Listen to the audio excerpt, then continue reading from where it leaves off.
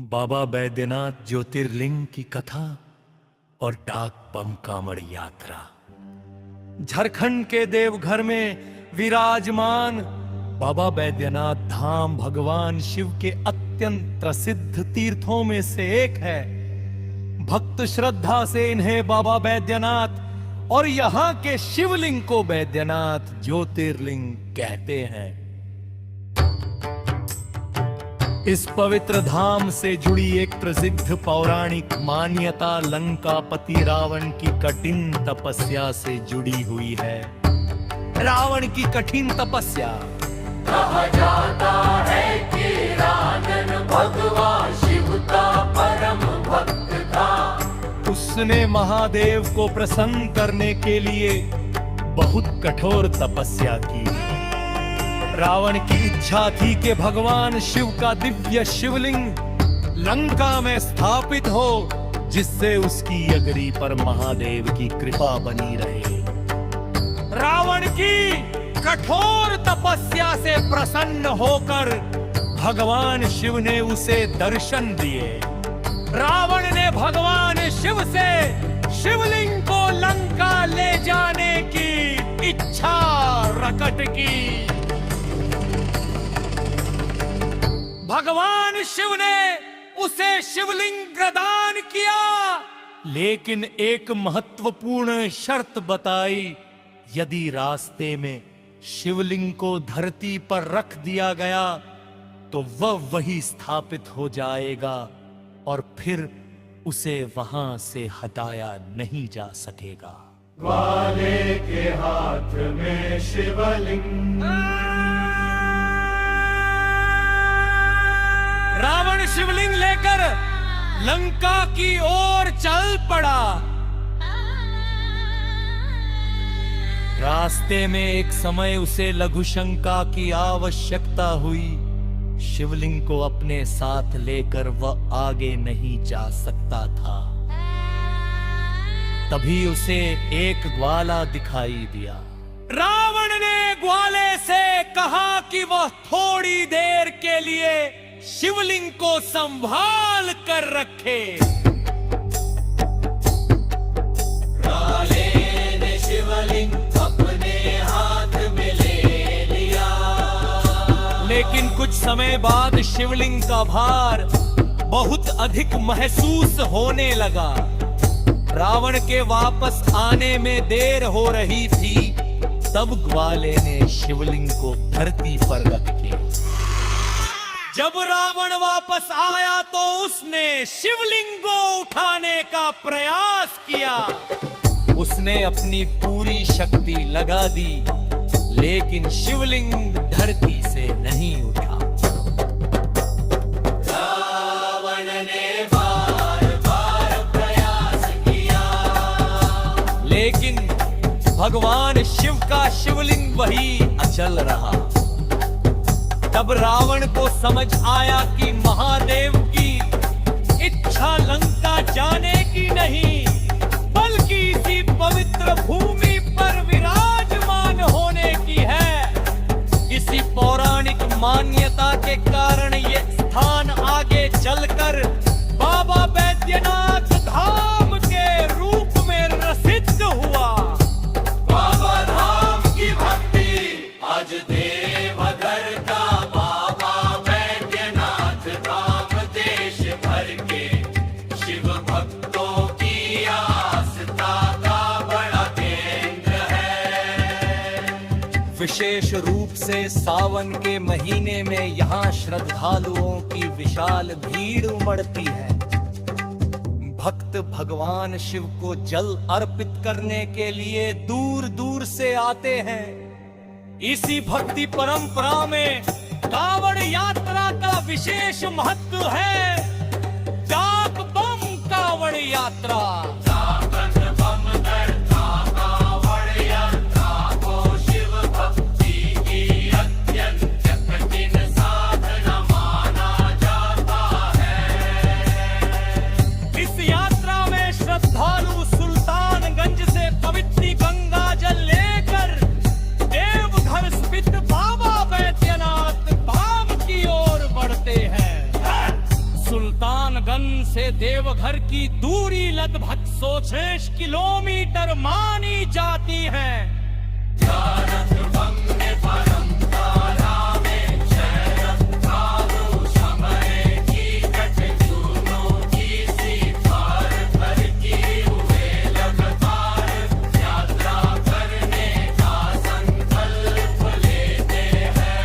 रास्ता आसान नहीं होता, कहीं तेज गर्मी होती है, कहीं बारिश होती है, पैरों में छाले पड़ जाते हैं और शरीर थकने लगता है। फिर भी श्रद्धालु बाबा के नाम का स्मरण करते हुए आगे बढ़ते रहते हैं। बोल बम हर हर हर हर हर हर हर हर महादेव। यही जयकारे उनके अंदर नई ऊर्जा भरते हैं। हर हर हर हर हर हर डाक बम डाक बम यात्रा की कठिन साधना में बीच में रुकने और संकल्प तोड़ने से बचना पाप महत्वपूर्ण माना जाता है। यात्रा की अपनी परंपराओं नियमों के अनुसार श्रद्धालु बाबा बैद्यनाथ के दरबार तक पहुंचकर जल अर्पित करने के बाद अपनी यात्रा पूर्ण मानते हैं। इसीलिए डाक बम की यात्रा को भक्त केवल और लिया मारा नहीं मानते, बल्कि से खास था संकल्प साहस और भगवान शिव के कटे सकल भक्ति पर हवा है। पैरों में छाले हो, शरीर थकन यारा सातकील हो जाए, भक्त बाबा का जप लेकर आगे बढ़ते रहते हैं। पंकज जब श्रद्धालु देवघर पहुंचकर बाबा बैद्यनाथ को गंगा जल अर्पण करता है, तब उसकी कठिन यात्रा पूर्ण मानते हैं।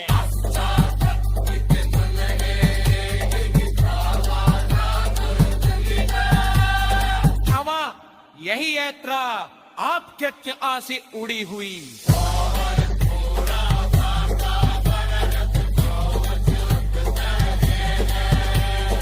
डाक बम कांवड़ यात्रा, दर्द आस्था और बाबा बैद्यनाथ के नाम की कहानी। कहते हैं भगवान शिव की भक्ति में जब इंसान अपना सब कुछ समर्पित कर देता है तो रास्ते की मुश्किलें भी छोटी लगने लगती हैं। लेकिन डाक बम कांवड़ यात्रा ऐसी यात्रा है जिसमें हर कदम एक परीक्षा जैसा महसूस होता है। सुल्तानगंज से बाबा बैद्यनाथ धाम तक लगभग 160 किलोमीटर की ये कठिन यात्रा पूरी करके निर्धारित समय के भीतर बाबा बैद्यनाथ ज्योतिर्लिंग पर जल अर्पित करने का संकल्प लिया जाता है। डाक बम श्रद्धालु कांवड़ को अपने कंधे पर उठाकर लगातार आगे बढ़ते हैं। रास्ता लंबा है, शरीर थकता है, पैर जवाब देने लगते हैं। कुछ दूर चलने के बाद तलवों में दर्द उठता है, पैरों में छाले पड़ जाते हैं और कभी कभी मांसपेशियों में ऐंठन भी होने लगती है। आंखों में आंसू आ जाते हैं, लेकिन कदम रुकते नहीं। मन कहता है लेकिन भीतर से एक आवाज आती है, बोल बम, बाबा सब देख रहे हैं। कांवड़ कंधे पर है और हर कदम बाबा भोलेनाथ के नाम के साथ आगे बढ़ रहा है। रात का अंधेरा हो या दिन की तपती गर्मी, रास्ते की थकान हो या शरीर का दर्द, भक्त अपने संकल्प को याद करके आगे बढ़ता रहता है। डाक बम यात्रा की कठिनाई सिर्फ पैरों में नहीं होती, असली परीक्षा उस समय होती है जब शरीर आराम मांगता है और मन अपने संकल्प को निभाने के लिए कहता है। एक कदम, फिर दूसरा कदम, और हर कदम के साथ सिर्फ एक ही नाम, महादेवा बोल बम बोल बम, हर हर महादेवा बोल बम बोल बम, हर हर महादेवा बोल बम बोल बम। कभी पैरों में छाले दर्द देते हैं, कभी कंधे भारी हो जाते हैं, कभी सांसें तेज चलने लगती हैं, लेकिन बाबा की भक्ति में डूबा श्रद्धालु अपने दर्द को भी पूजा का हिस्सा मानकर आगे बढ़ता रहता है। कहा जाता है कि जब इंसान की हिम्मत टूटने लगती है, उसी समय आस्था उसे फिर संभालती है। 100 किलोमीटर का रास्ता खत्म होने का नाम नहीं लेता, लेकिन बाबा बैद्यनाथ के दर्शन की कल्पना हर कदम को नई ताकत देती रहती है। और फिर वो पल आता है जब लंबी यात्रा के धोना देखना धाम दिखाई देता है।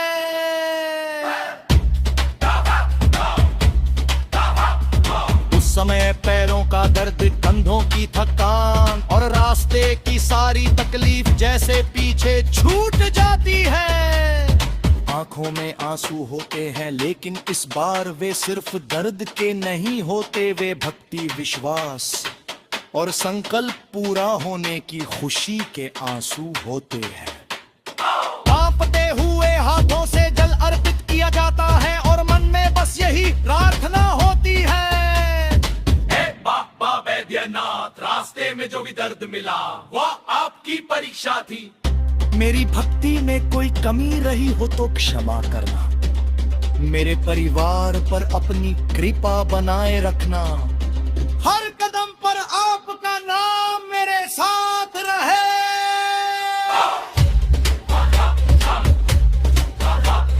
डाक बम की ये यात्रा सिर्फ 100 किलोमीटर की दूरी नहीं है, ये श्रद्धा, धैर्य, संकल्प और विश्वास की ऐसी यात्रा है जिसमें इंसान अपने शरीर की सीमा से आगे निकलकर अपनी आस्था को महसूस करता है। हर हर महादेव।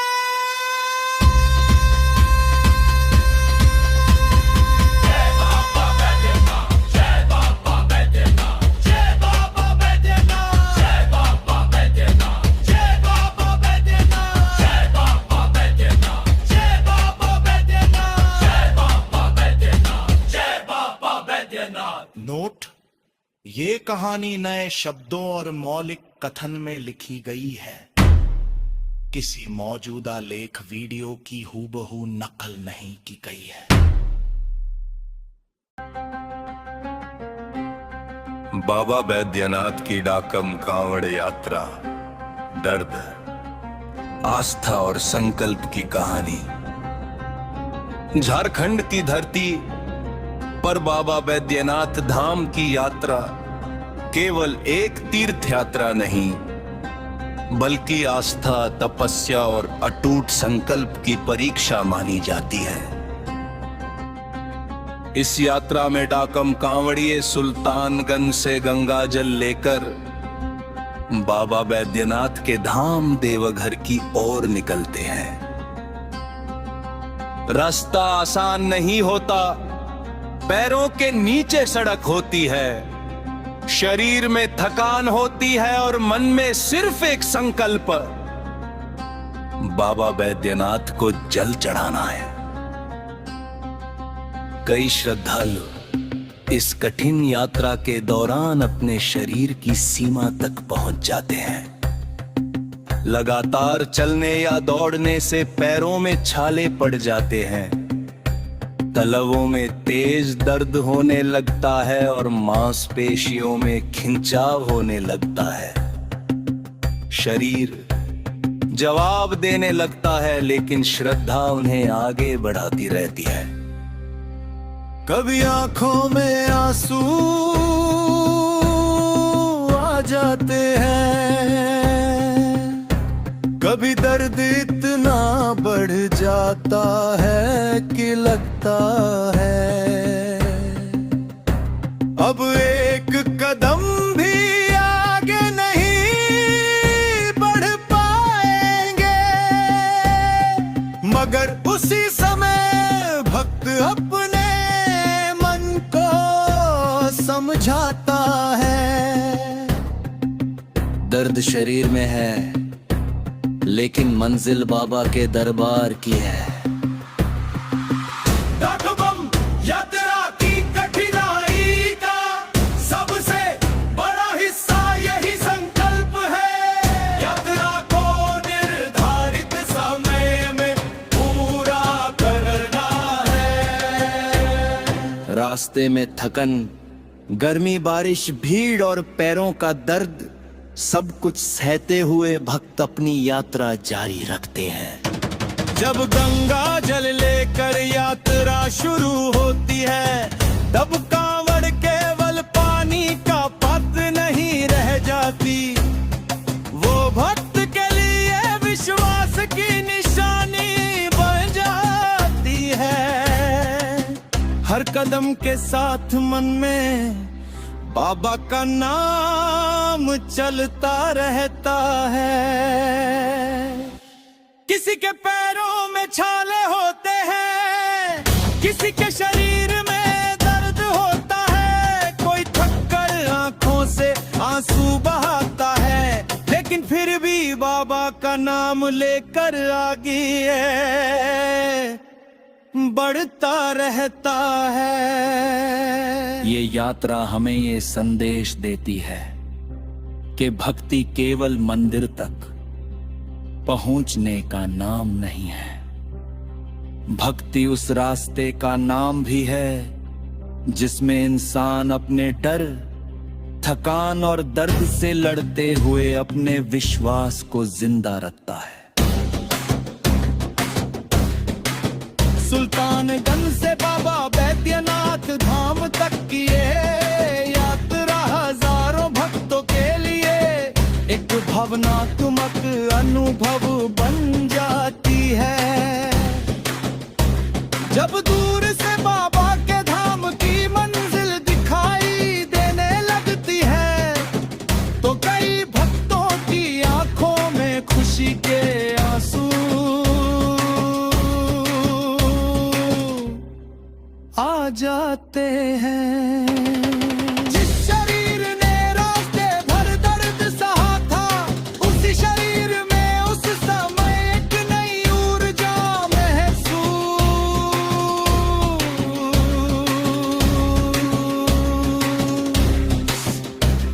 होती है। और जब बाबा बैद्यनाथ के चरणों में गंगा जल अर्पित होता है, तो ऐसा लगता है जैसे यात्रा का हर दर्द, हर आंसू और हर संघर्ष उसी क्षण सार्थक हो गया। यही है डाकबम की आस्था। दर बहुत है, रास्ता कठिन है, शरीर थकता है, लेकिन विश्वास हारता नहीं।